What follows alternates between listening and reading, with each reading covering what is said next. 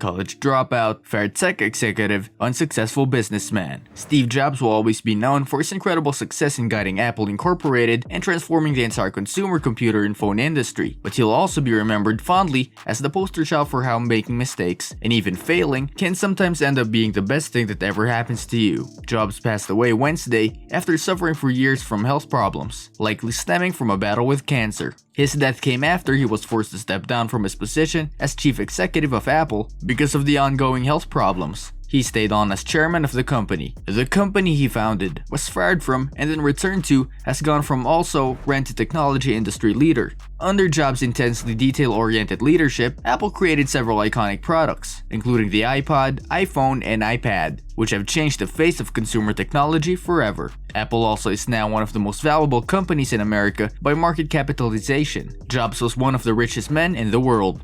He wasn't always in the enviable position of being both Wall Street and Silicon Valley's darling.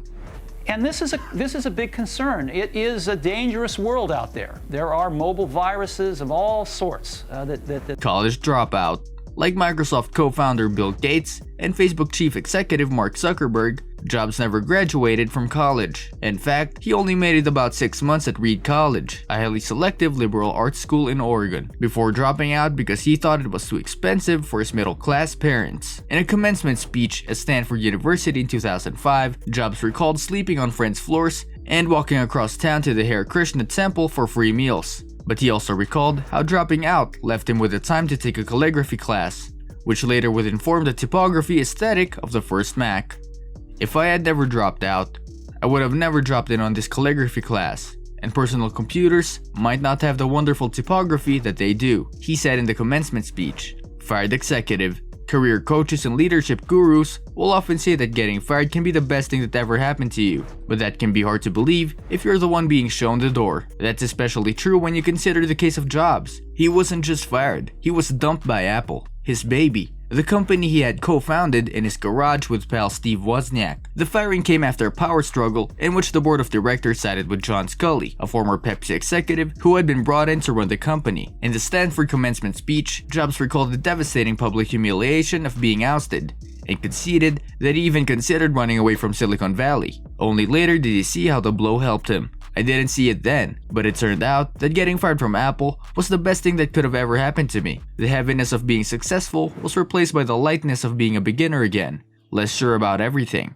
It freed me to enter one of the most creative periods of my life, Jobs said in the Stanford commencement speech.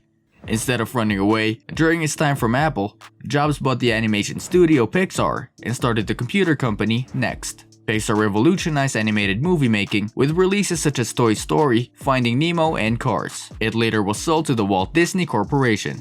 So who influenced the success of PepsiCo? The sales and marketing people.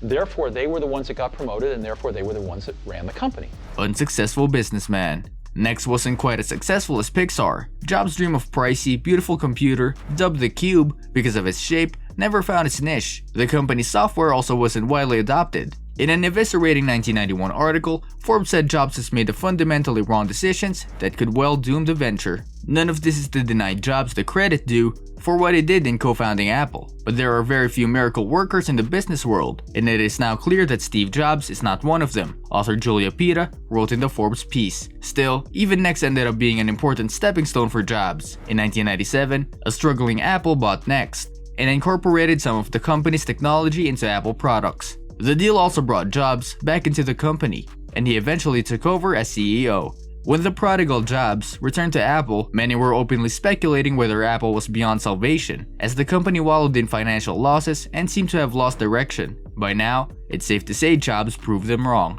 This brings us to the end of our video. I hope you learned something new. Hit like if you did, and don't forget to subscribe to our channel so that you don't miss any of our videos in the future. Also, watch the 2 videos that are on your screen because I'm sure you'll love them. With that, I'll see you in the next video.